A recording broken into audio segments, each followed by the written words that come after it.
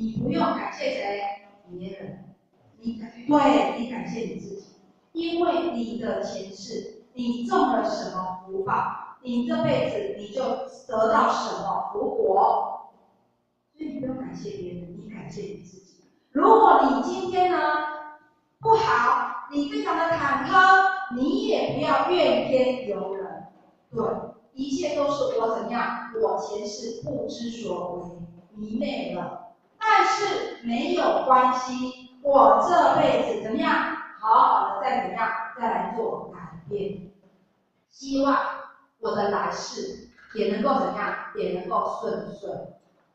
那一天后学有看到一个人家那种英国的，真的佛说绝对不是妄语，佛说的话一定是真实真语。他说前世你如果常常怎样，为什么人家想说哇，为什么这个人长得这么漂亮，五官端正？你自己漂不漂亮？漂亮啊！他为什么会这么漂亮？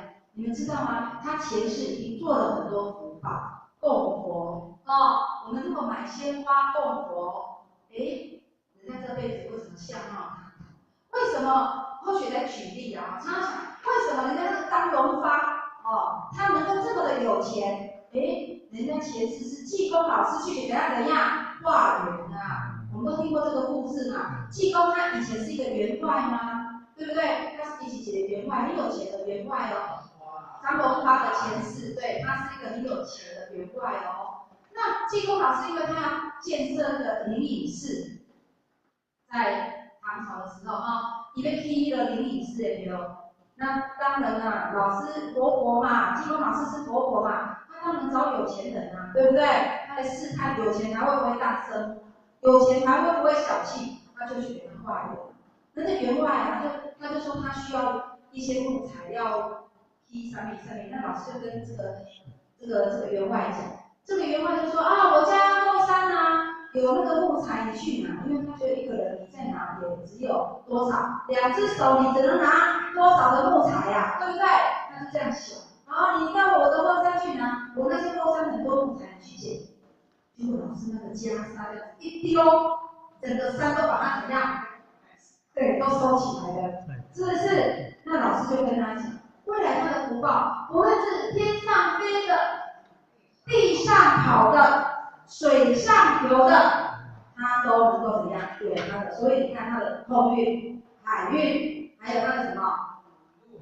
对了，陆海空啊都有。他的事业就做到陆海空，是不是这个样？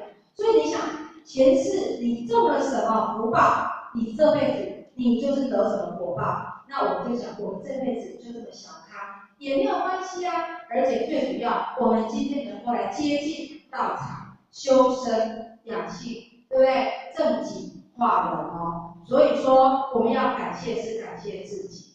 我们要知道这些因果一定有它的什么，有它的定律。不要认为说那有可能啊。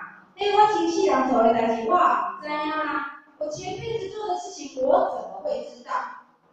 是不是很多人都是那个叫什么地梯高你知道吗？牙床煮的，你知道吗？又硬你知道他不相信。对，他会变，但是遇到